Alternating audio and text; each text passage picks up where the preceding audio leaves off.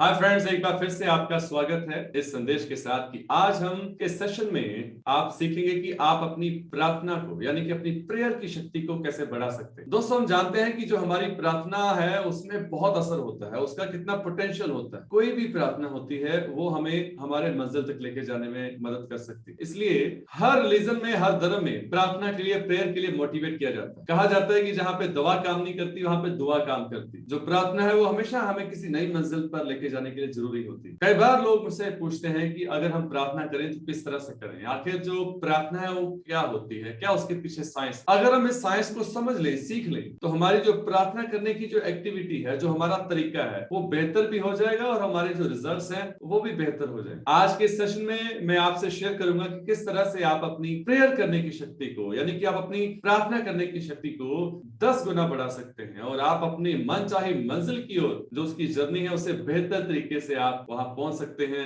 शुरू कर सकते हैं। हर पर्सन अपनी मंजिल को हासिल करना चाहता है और उसके लिए वो ईश्वर से लगातार प्रार्थना करता है। ये हमें हेरिडेटरी ऐसे हमें व्यवहार मिला है कि हम उस ईश्वर से प्रार्थना करें और जो हम चाहते हैं उसको हम मांगे। लेकिन हम समझें कि प्रेयर होती क्या है, प्रार्थना होती क्या है। ये एक एक्टिवेशन है, सक्रिय करने का एक प्रोसेस है, उस धागे को, उस प्रोसेस को जो आपके और उस एनर्जी के बीच में है जिसकी कि आप पूजा कर रहे हैं। और इस काम को करने के लिए आपको एक कम्युनिकेशन करना होता है, एक संवाद करना होता है। कम्युनिकेशन का मतलब ये नहीं कि आपको कुछ बोलना ही होता है। कई बार हम जब किसी चीज को चांट करते हैं, कोई श्लोक डिस्कस करते हैं, बार बार उसको दोहराते हैं, तो कुछ लोग यात्रा पर जाते हैं, कुछ लोग किसी जगह पर बैठ करके तपस्या के रूप में प्रार्थना को करते हैं, कुछ लोग कई बार ऐसे हमारे रिचुअल्स होते हैं, रीति रिवाज होते हैं जिनके द्वारा हम प्रार्थना को करते हैं। यानी कि हमारे जो प्रार्थना करने के तरीके हैं वो बदलते रहते हैं, लेकिन याद रखिएगा उसका जो आउटकम है, उसका जो लक्ष्य है वो एक ही है कि आप अपने और उस एनर्जी के जिसकी आप पूजा कर रहे हैं, जिससे आप प्रार्थना कर रहे हैं, आप और उसके बीच में जो एक धागा है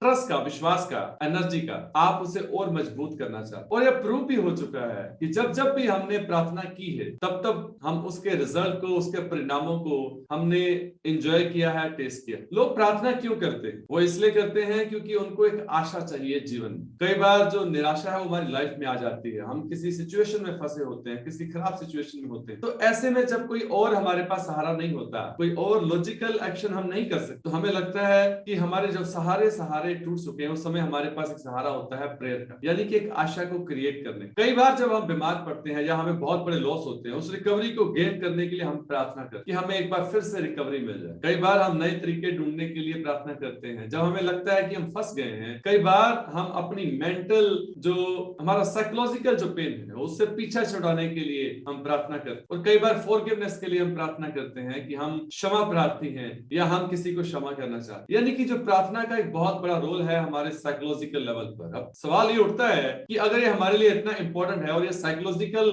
इतना इंपॉर्टेंट है, ये वर्क करता है हमारे लिए, ये सदियों से प्रूव हो चुका है, तो अब इसे कैसे करें? तो सबसे पहला तरीका है, जब आप प्रेयर करें तो कभी भी आप नेगेटिव स्टेट में ना हो, आप एनहांस स्टेट में हो। और ये एनहांस स्टेट भी पॉजिटिव स्टेट में, आप आभार व्यक्त करने की स्टेट में हो, आप प्यार की स्टेट में हो, आप करेज और हौसले की स्टेट में हो, और आप थैंकफुल की स्टेट में हो, आप ग्रेटफुलनेस की स्टेट में हो। जब भी आप इस स्टेट में होंगे तब आप प्रेयर को शुरू करें। अगर आप किसी हादसे में भी फंसे हुए हैं और हादसे की अगोनी को लेकर के, हादसे की परेशानी को लेकर के आप उस समय परेशानी में ही प्रार्थना कर रहे हैं, तो पहला सेंटेंस मैं आपके साथ दोस्त शेयर कर रहा हूं, किसी भी सिचुएशन में आप हो, जिस भी चीज पे आप फोकस करेंगे वही चीज एक्सपैंड होगी। प्रार्थना कई बार आपके लिए नेगेटिव रोल भी प्ले कर सकती है अगर आप सही स्टेट में नहीं। और सही स्टेट लेने के लिए कई बार आपके ऊपर जितनी भी ब्लेसिंग्स आई हुई है उनको याद कीजिए, अपने अच्छे समय को याद कीजिए। सबसे पहले थैंकफुल होइए उस एनर्जी के लिए, उस ऊर्जा के लिए, उस सब्जेक्ट के लिए जिसकी आप पूजा कर रहे हैं कि आपने मुझे पहले से बहुत कुछ दिया है। जैसे ही आप इस एनहांस स्टेट में होंगे तो पहली बार आपको लगेगा कि आप डिफरेंट एनर्जी के साथ जुड़ रहे हैं। दोस्तों याद रखिए, आपकी जो एनर्जी है वो डायरेक्टली ट्रेवल कर रही है, कम्युनिकेट करती है, एनर्जी ऑफ दिस यूनिवर्स। इसलिए आपका उस समय पॉजिटिव होना बहुत जरूरी है। लेकिन अगर आप कहेंगे कि अगर मैं नेगेटिव सिचुएशन में फंसा हूं, तब भी मैं आपसे कह रहा हूं कि आप पॉजिटिव स्टेज को गेन करने के लिए आपके पास ऐसे बहुत सारे रेफरेंसेस हैं जो आपके पास पॉजिटिव है। आप उनको दिल से याद करते हुए, उनके लिए आभार व्यक्त करते हुए प्रेयर को शुरू करें। ये पहला स्टेप। और दूसरा स्टेप जो सबसे इंपॉर्टेंट है, आप उस समय कुछ चीजें मांगिए। आप फॉर एग्जांपल आप पैसा मांगना चाहते हैं, फिर आप कहेंगे कि मैं दौलत मांगना चाहता हूं। कई बार आप कहेंगे कि मैं किसी खास पर्सन को मांगना चाहता हूं कि मेरे रिलेशन में आए। कई बार आप किसी खास चीज को लेना चाहेंगे। याद रखिएगा, इससे बेहतर है कि आप अपनी स्ट्रेंथ को, अपनी ताकत को मांगना शुरू करें। वो चीजें आप कैसे प्राप्त करेंगे? आप उसके लिए ताकत को मांगना शुरू करें। हो सकता है कि जो ताकत आपको चाहिए वो उस पैसे के साथ साथ और भी 10 चीजों को आपको दे दे। इसलिए पैसा मत मांगिए। पैसा कमाने के लिए आपको किन किन स्ट्रेंथ की, किन किन शक्तियों की आपको जरूरत है वो मांगना शुरू कीजिए। आपको विजडम की जरूरत है तो विजडम मांगिए। आपको करेज की जरूरत है तो करेज मांगिए। आपको डिलाइटफुलनेस की जरूरत है तो डिलाइटफुलनेस मांगिए। आपको फ्लेक्सिबिलिटी की जरूरत है तो फ्लेक्सिबिलिटी मांगिए। यानी कि यू सीक द स्ट्रेंथ। जब आप इस स्ट्रेंथ को सीख करेंगे, ढूंढेंगे, तो ये बहुत गहराई से काम करेगा। यानी गहराई का मतलब जो फीलिंग्स आपकी बन रही है, जब आप उस स्ट्रेंथ को, ताकत को मांग रहे हैं, तो उस समय अपने दिल को इसमें इन्वॉल्व करें। देखिए, प्रार्थना कभी दिमाग से नहीं होती है, दिल से होती है। दिल का मतलब यहाँ पे समझ लीजिए कि जो हमारे पास हार्ट है, जो ऑर्गन है, it keeps a lot of emotions. ये हमारे इमोशंस की सीड, यहाँ पे हमारे इमोशंस इकट्ठे रहते हैं। जो भी इमोशंस हमारे हार्ट पर बन जाएंगे, वही इमोशंस को प्रयोग करते हुए आपका हार्ट आपके माइंड को फ्यूचर में चलाएगा, और आपका हार्ट माइंड वही बॉडी को आपके ओरा देगा। इसलिए बहुत जरूरी है कि जब आप स्ट्रेंथ या किसी शक्ति को मांग रहे हैं, तो आप अपनी प्रेयर में याद रखिएगा कि आप दिल से उसे मांगे और दिल के आसपास उस एनर्जी को महसूस करें। इसलिए जरूरी है कि आप शांत बैठे, या जब कोई आप एक्टिविटी कर रहे हैं तो उस समय अपने लॉजिक्स को बीच में मत लगाएं। यहाँ पर याद ये रखना है कि आप लॉजिक के बारे में बात नहीं कर रहे, आप किसी से आर्ग्यू भी नहीं करेंगे। हो सकता है कि किसी का बिलीव ऐसा हो कि वो इस प्रेयर में अपना विश्वास ना रखता हो, तो उससे फिर आप बात मत कीजिएगा। एटलीस्ट कम से कम उस समय बात मत कीजिएगा, इससे आपका नुकसान हो सकता है। जो भी प्रार्थना आपने की है उसके अंदर एक डाउट आप ही का पड़ जाए। हो सकता है आपको रिजल्ट मिल भी रहे हो, लेकिन फिर भी आप रिजल्ट्स को नहीं देख पाएंगे। इसलिए जरूरी है कि इस स्टेप में आप प्रार्थना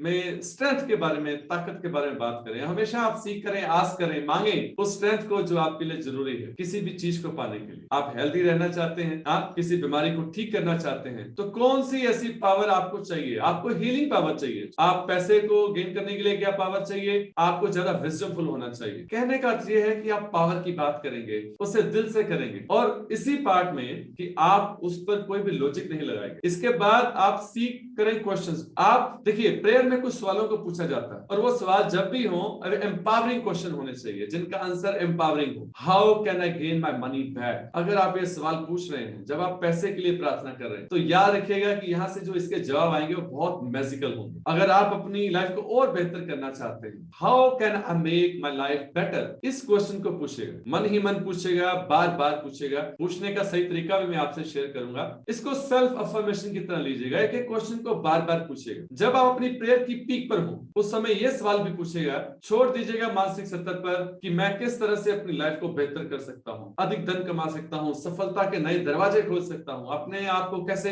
हेल्दी रख सकता हूं। याद रखिएगा, जैसे ही आप इन सवालों को दिल से पूछेंगे, फिर आप आंसर ढूंढेंगे। You will seek the answer. आपको कुछ आंसर मिलेंगे, आपके सबकॉन्शियस माइंड में वो आंसर पहुंचेंगे। जो यूनिवर्स है वो कभी क्वेश्चन नहीं रखता, वो ऑलवेज आंसर देता है। कई बार आपने देखा होगा कि आप किसी फंक्शन में किसी पर्सन को मिलते हैं और घर आने के बाद आपको उसका नाम याद नहीं आता, और आप सोचते रहते हैं कि इसका क्या नाम था, लेकिन अचानक से फिर आप जब बार बार सोचते हैं तो आपको उसका नाम याद आ जाता है। क्योंकि जब आप सवाल छोड़ते हैं तो उसका जवाब आता है। हो सकता है कि जवाब उस तरह से ना आए जैसे आप चाहते हैं, जो आपके सिग्नल्स होते हैं। हो सकता है कई बार आपको फीलिंग्स आए, हो सकता है कि आपको लगे कि यार आपके अंदर कोई डिफरेंट एनर्जी है जो आपको मैसेज देना चाहती है। हो सकता है आपको लगे कि यार जो आपकी इंट्यूशन पावर है, आपकी जो सहज शक्ति है वो बढ़ रही है। आपको लगेगा कि यार चीजें आपको दिखाई देने लगी है, आपके अंदर कोई आवाज बनने लगी। हो सकता है कि आपको अचानक से कोई नया आइडिया आ जाए। ये वही सिग्नल्स हैं जो उस क्वेश्चंस के अगेंस्ट आपको आंसर के रूप में आ रहे हैं। जैसे ही आप इन चीजों को करेंगे, आप अपनी प्रेयर को बेहतर तरीके से यूटिलाइज कर पाएंगे। आप हमेशा याद रखिएगा, बहुत सारी जगह पर हमारे जो लॉजिक्स है वो काम नहीं आते,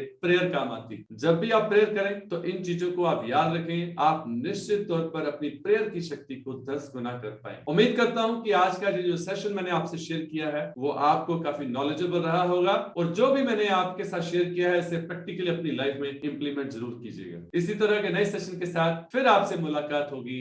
this is Naveen Sharma signing off till we meet again. Thank you.